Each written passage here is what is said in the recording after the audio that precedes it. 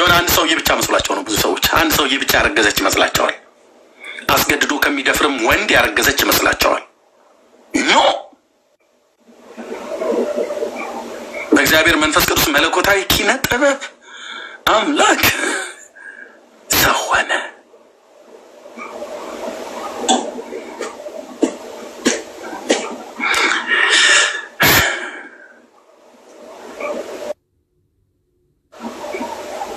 በፈጠረው ዓለምና በፈጠረው ሕዝብ መካከል ወደዚህ ዓለም ሲገባ ለሱ ነው ቦታ ይጣጣለት። አይገርምም? እኛ እኮ እንደዚህ ነን። እኛ አዳም ይሄ ሁለት እግር ያለው ጢማም ወንድ እና ጢማም እንኳን አሉም ሴቶች፣ ሴት ሰው ጌታ ብቻ ስለሆነን ይቻላል። ሰው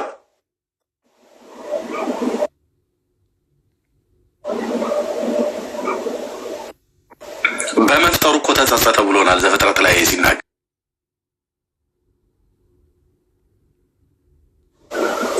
ወደ ዓለም ሲገባ ቦታ ተፈልጎ የለም።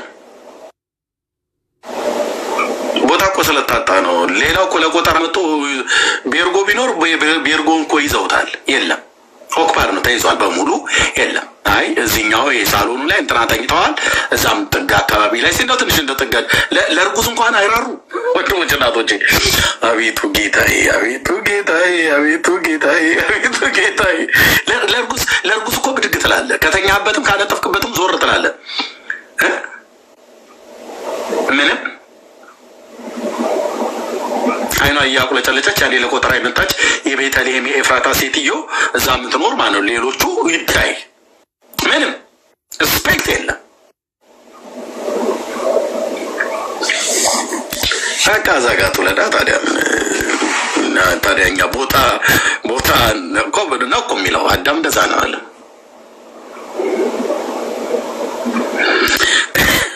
ማነው እዚህ ውስጥ ከበረት ውስጥ የተወለደ? እኔ ገጠር ልጅ ነኝ፣ የባል ሀገር ልጅ ነኝ። ቆንጆዬ የኢትዮጵያዊ ገበሬ ማለት ነው ቤተሰቦቼ። እናቴ ስትወልደኝ በቤት ውስጥ ነው፣ ሳሎን ላይ። ሳሎን ማለት የገጠር ቤት፣ የሳር ቤት፣ የቆርቆሮ ቤትም ነበረን። የሳር ቤት ውስጥ አይደ ነው፣ ቆርቆሮ ቤት ነው። ያኔ የሳር ቤት ውስጥ አይደል የተወለድኩት፣ ቆርቆሮ ቤት ውስጥ ነው። ድንክ ላይ ለማማጥ፣ ድንክ አልጋ የሚባለው ላይ ለማማጥ ስላልቻለች መሬት ላይ ሳር ተጎዝጉዞ ቁርበት ተነጥፎ ነው የተወለድኩት። በረት ላይ አልወለደችኝም። ሳሎን የሚባለው የቆርቆሮ ቤቱ ዋናው ማዕከል ላይ ያለው ኩሽና ምናምን ነገር ያለበት ጋር ሳይሆን አልጋው ምናምን ነገር ያለበት ላይ ወጥ ነው። እዛ ጋር በጎች ምናምን ነገር አይታሰሩ። እዛ ጋር ተጎዝጉዞ ተፈርሾላት የአጥሚቱ የገንፎ ተዘጋጅቶ እኔ ቤቱ ሁለተኛ ልጅ ነኝ። እናቴ በሕይወት አለች። ይህንን አስብና እኔ እኮ አንተ የረባ ቦታ ላይ እኮ ነው የተወለድኩት። እኔና ኢየሱስ ጌታዬ የተወለደበትን ቦታ ስታነጻጽረው ከኔ ደግሞ የበለጠ እናንተ ደግሞ ግማሾቹ በክሊኒክ ግማሾቹ በሆስፒታል ጋንዲ ሆስፒታል የካቲት 12 እኮ ነው የተወለድከው። አሁን አንተ ኢየሱስስ ጌታችንስ አምላካችንስ የት ነው የተወለደው? ያው ለኔ ሳስብ መቼም ሰው አይቀውስም እንጂ በኢየሱስ ክርስቶስ ፍቅር ሁሌ ነው የምቃጠለው። ሁሌ ነው ደስ የሚለኝ። ሁሌ ይገረማለሁ። ሁሌ ነው የምገረመው ወንድሞች። ይሄ በቃ የዘመናት የሁል ጊዜ መገረሚያዬ ነው። የሁል ጊዜ መገረሚያችን ነው ኢየሱስ ክርስቶስ አምላክ ሰው ስግው ቃል የሁል ጊዜ መገረሚያ። መጥቶ የት ነው የተኛው? በረት። የት ነው ኢየሱስ ክርስቶስ የት ነው የተወለደው? በበረት። ኤርሚያስ የት ነው የተወለደው? በሳሎን። ምናልባት ሰሙሻ የት ነው የተወለደው? በሆስፒታል ወይ በክሊኒክ። አንቺ የት ነው የተወለድሽው? በሆስፒታል ወይ በክሊኒክ ወይ ደግሞ ቤት ውስጥ በደንብ በስርዓት ተዘጋጅቶ ተነጥፎ።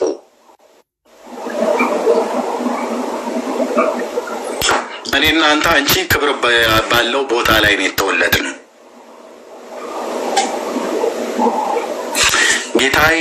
ጌታችን ግን ሲወለድ የተወለደው ክብር በሌለው ቦታ ነው። ይኸውላችሁ ውልደቱ ክብር በሌለው ቦታ፣ ሞቱ ክብር በሌለው ቦታ ነው የሆነው። የኔ አምላክ፣ የኔ አባት፣ የኔ ንጉስ፣ የኔ አዳኝ፣ የኔ ቤዛ ኢየሱስ ክርስቶስ የኛ ቤዛ፣ የኛ አዳኝ፣ የኛ ንጉስ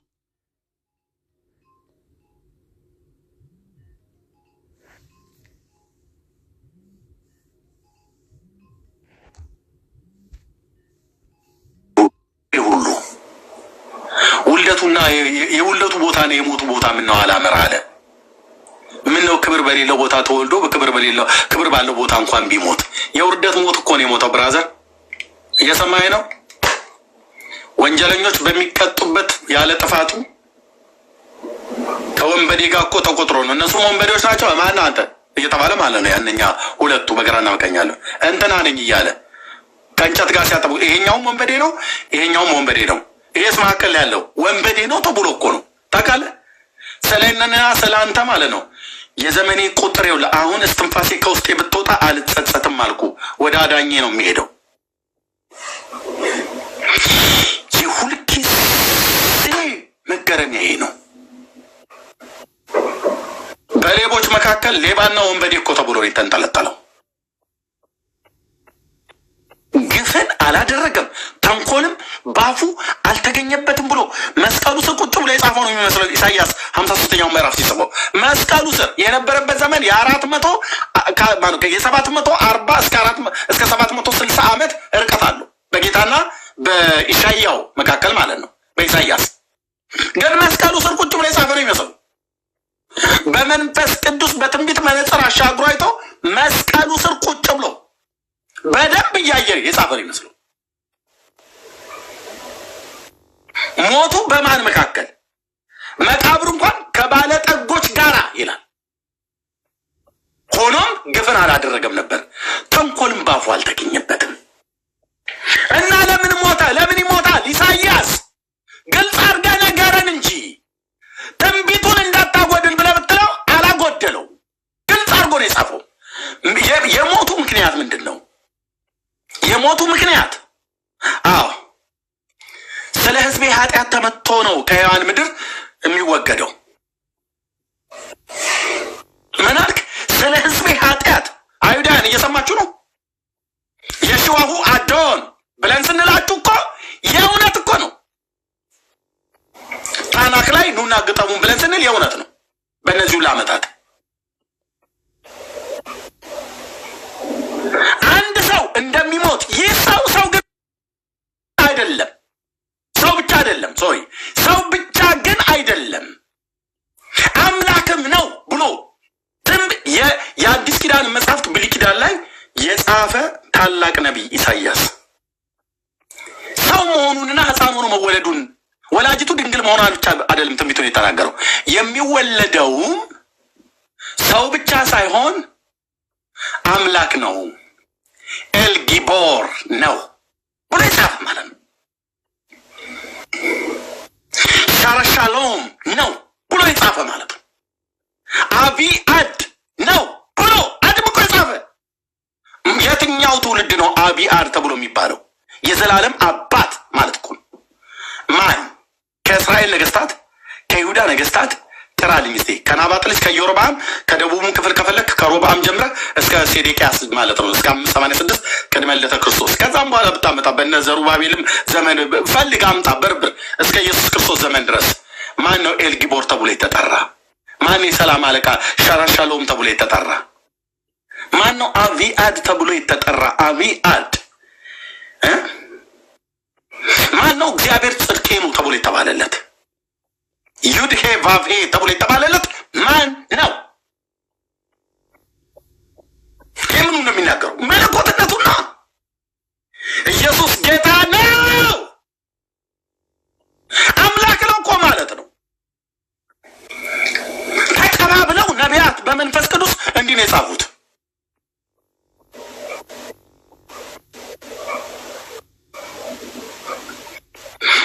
ማን ነው ኢየሱስ ብለህ ብትል ሰማይ አይደነግጥም።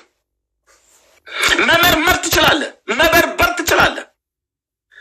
ታናክን በርብር ከፈለክም ሌላ መጽሐፍ ብትበረብር ያው ሌሎች መጽሐፍ ሌሎች ነው የሚነግሩ።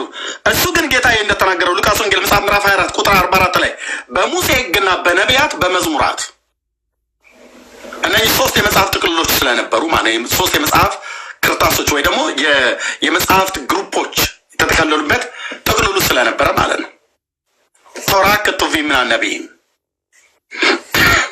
በኋላ አዲስ ኪዳን በሁላችን ጌታ በእግዚአብሔር በኢየሱስ ክርስቶስ የተሰበከውና በቅዱሳት ሐዋርያት የተጻፈው መልእክት በርብር ከዘፍጥረት እስከ ራእይ ድረስ ስለተሰቀለው ስለ አብ ልጅና ስለ ዳዊት ልጅ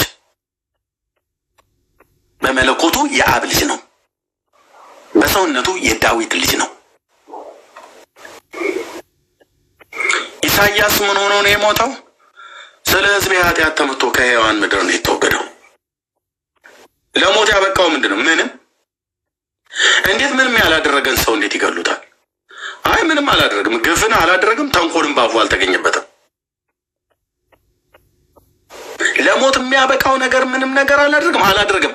የኢሳይያስና የጲላጦስን ምርመራ ይልኝ። ኢሳይያስ ትንቢቱን ነው የተናገረው። ኢሳይያስ አልመረመረው፣ ትንቢት ነው የተናገረው። ታላቅ ነቢይ እኮ አልኩ፣ ነቢይ የጲላጦስን ምርመራ መረመረውና ምንም ለሞት የሚያበቃው ነገር አላገኘውበትም አላለ። ታዲያ ለምን ሰቀልከው? የእግዚአብሔር የዘላለም ሀሳቡ በዛ መንገድ እኛን ለማትረፍ ልጁን ለመስቀል ሞት ተላልፎ እንዲሰጥ ፍቃዱ ስለሆነ እንጂ ለመገደል የሚያበቃው ምንም ነገር ሳይኖረው በእንጨት መስቀል ላይ ለፍቃዷቸው አሳልፎ ሰጠው ይላል እኮ።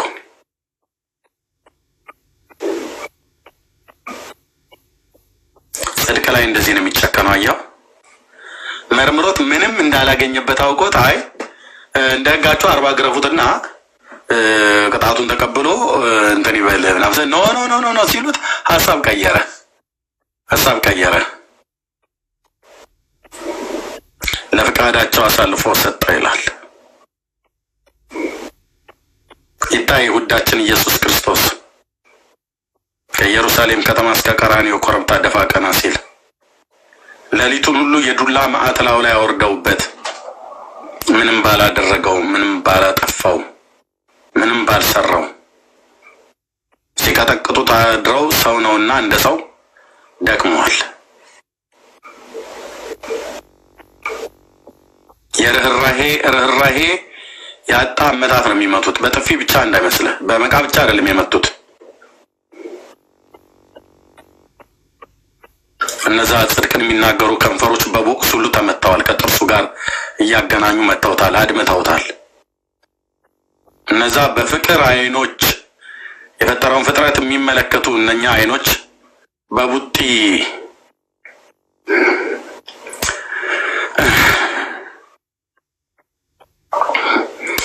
ተመቷል። ስለሱ የሚከራከርለት ማንም የለም። የሚጮሁም ቢኖሩ በአመፀኞች ጩኸት ተውጧል። የነዛ የጻድቃን ጩኸት ምንም እኮ አላደረገም፣ ልጄም ፈወሰ፣ ዕውር አበራ ምናምን ነገር ብለው ቢሉ የነሱ በእነዚህኞቹ ድምፅ ተውጧል። ማንም የሚከራከርለት የለም ከሰው ወገን። ሁሉም ርቀው ነው ይከተል የነበረው። አረ ምንም አላደረኩም ብሎ ቢል ማንም አይሰማውም፣ እሱም አልመለሰም። ለዚህ ነው ሄሮድስም ሲናገረው ዝም ምን ያለው ጭጭ። ጲላጦስም ያን ሁሉ ሲለፈልፍ እኔ ለአስረም ልፈታም ስልጣን አለብኝ ብቻ ብሎ ሲለው ነው ከላይ ካልተሰጠ በስተቀር አትችልም ያለው። ማን ይሄ ሰው? ጲላጦስ ወደ ኋላ ሄደን ነው የዛሬ 2000 ዓመት ላይ ማን ይሄ ሰው ብዬ የምልህ። ጲላጦስ አደባባይ ላይ የቆመ ጨርቁን ከላዩ ላይ እያወለቁ ሲቀጠቅጡት የዋሉት ያደሩት ይህ ሰው ማን ነው? ሰው ብቻ ነው ወይስ እነ ኢሳይያስ የተናገሩት ትንቢት አምላክነቱን አድምቀው የተናገሩለት ኤልጊቦር ነው ተብሎ ማን ያምናል? ግን ሆነ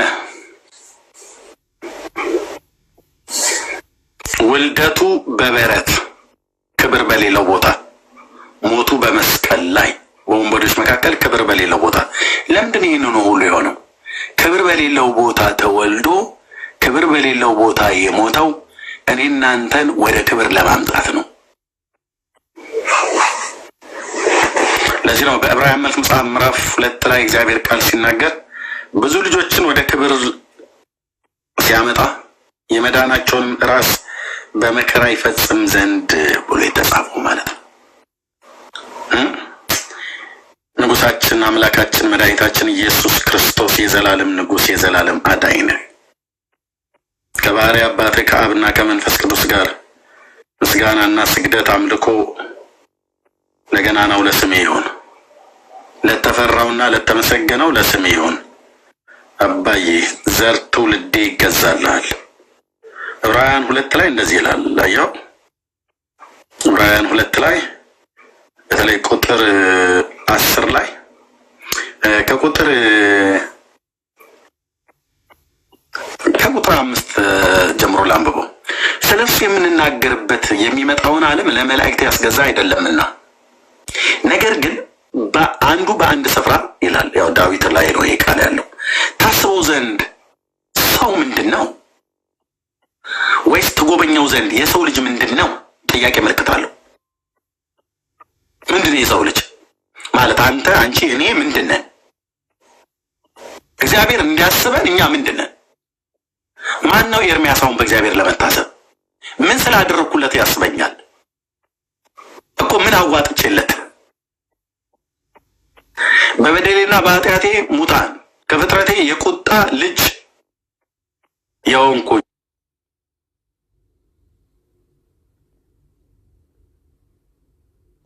የሆንን ምን ነው አሁን ጌታኛል ሊያስበን ያነሳሳው ነገር ምንድን ነው ብለህ ብትል ብትፈልግ ፍቅር ብቻ።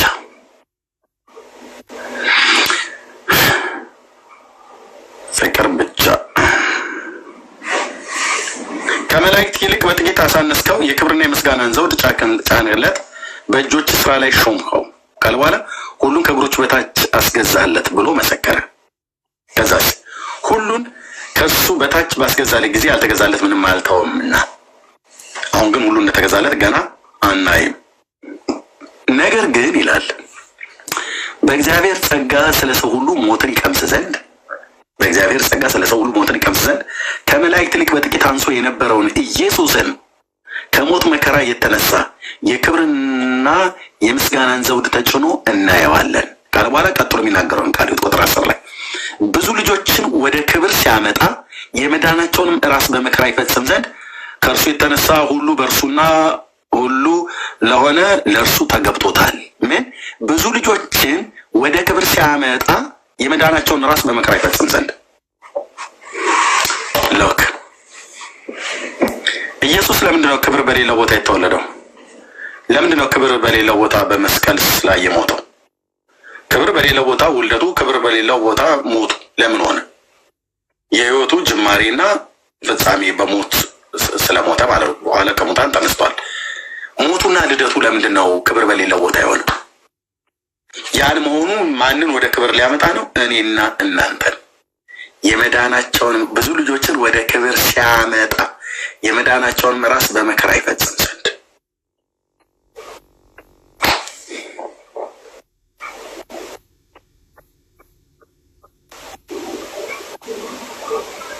እኔን ወደ ክብር ለማምጣት እሱ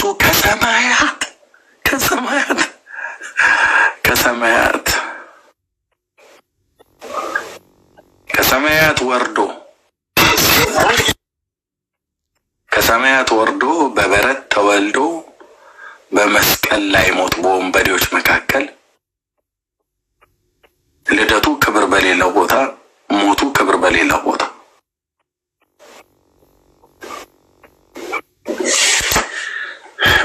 ምን ሆነ ነው ኢየሱስ ክርስቶስ እንደዚህ ሆንከው ብለህ ብትለው አንተን ወድጄ ነው የሚለው። አንቺን ወድጄ፣ ዓለሙን ሁሉ ወድጄ። ለዓለም ሁሉ ነው የሞተው። ኦኬ። ከዚህ ውጭ የወጣ ትምህርት የሰይጣን ትምህርት ነው። ደግሞ አለው የሰይጣን አጋንንታዊ ትምህርት ነው። ኢየሱስ ለዓለሙ ሁሉ ነው የሞተው። ለቻይናዊ፣ ለአረባዊ፣ ለአውሮፓዊ፣ ለአፍሪካዊ፣ ለሁሉም ለሰው ዘር በሙሉ